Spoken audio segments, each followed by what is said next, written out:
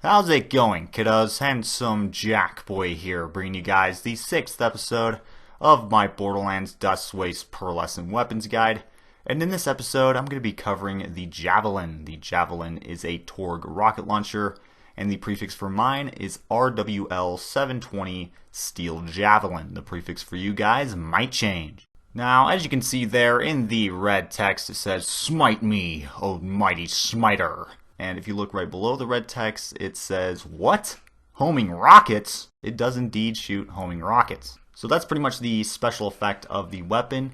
But going over the stat modifiers that this gun has, starting with the pros, it shoots a 5-round burst, which can either be good or bad. It really just depends. It has increased magazine capacity, increased rate of fire, and slightly decreased recoil. And as for the cons, the damage is slightly lowered, and the accuracy, well, let's just say isn't very good. Now, what do I think about this weapon? Well, you'll just kind of get an idea from the gameplay here. I don't think I really even have to say much, honestly. If I had to be honest, it's pretty OP, but you gotta remember it is a pearlescent. But yeah, its special effect is pretty simplistic. It just shoots homing rockets. There's nothing really else to it.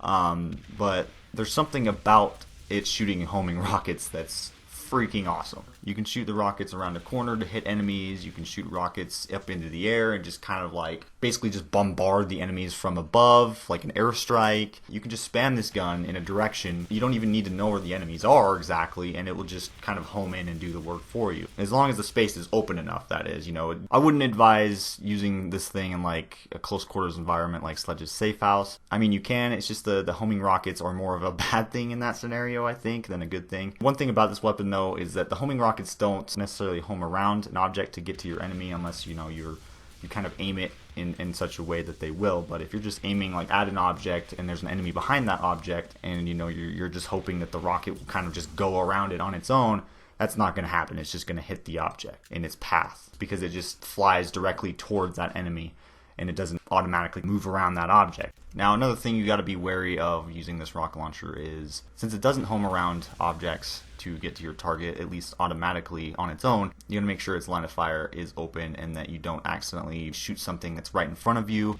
or the rockets don't curve in a way that will hit you, even though your line of sight is clear. Like, for example, if you're aiming over a piece of cover, and I don't know how many times I've had this happen, and there might be like an enemy below you, and you shoot, the rockets will go down and will hit that piece of cover. Even though you're aiming above it, it will still, you know, hit that. So that's just something else that I've experienced in the past multiple times that you kind of need to be cautious about when you use this thing. But other than that, it's a fantastic rocket launcher, and you may have noticed that mine is shock. It does come in all elements though, including explosive, which I really want on my Rollins here. But yeah, it's definitely my favorite rocket launcher from Mr. Grimjow's, aka the Dust Waste collection.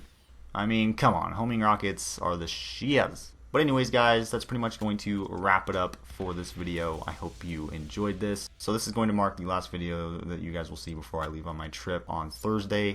But like I said, when I get back, expect some new content, including, you know, a couple new series, and also, you know, the return of my parodies to you guys out there that like my parodies. And I'm going to stop, you know, slacking off with these guides. I feel like I haven't been doing as many guides as I should have been. I feel like I've kind of been overdoing the, you know, the Let's Play episodes and the Looters Live and all that recently, and you know, I need to get some more guides going. So expect more guides as well when I get back. But again, that's going to wrap it up for this. I hope you enjoyed. Be sure to rate, comment, and subscribe for more, and I'm out of here. Peace!